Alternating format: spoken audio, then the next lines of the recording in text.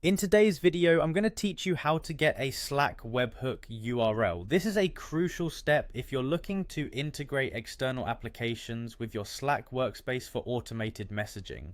So let's jump right in and get started. First, you'll want to head over to the Slack website.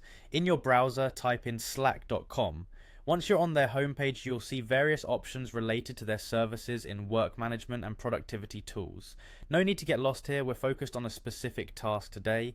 Next, it's time to sign in. If you're already a Slack user, you'll know that you can sign in with your existing credentials. For today's purpose, let's simplify the process by clicking on Sign in with Google.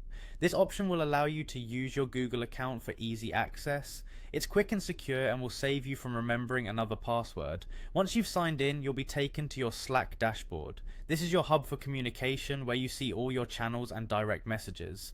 Now look around for the Add Apps option. This part is crucial because we're setting up an integration here. Click on Add Apps to proceed. After clicking on Add Apps, you're going to see a variety of third-party applications that can be integrated with Slack.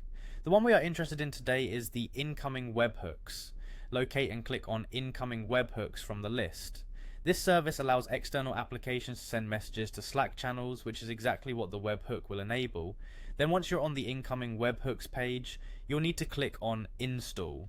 What this does is prepare your Slack workspace to accept incoming webhook messages by essentially giving permission for this type of integration. Following the installation, there's an Add to Slack button that you'll need to click. This step is non-negotiable as it finalizes your setup, creating the webhook URL that you can use in your code or third-party applications. Clicking Add to Slack will generate the URL and you're good to go. And there you have it. By following these straightforward steps, you've successfully obtained a Slack webhook URL. You can now use this URL to push messages from your apps into your desired Slack channels, keeping all your work communications seamless and centralized. Thanks for watching, and I hope you found this guide helpful. Be sure to subscribe for more quick tips and tutorials.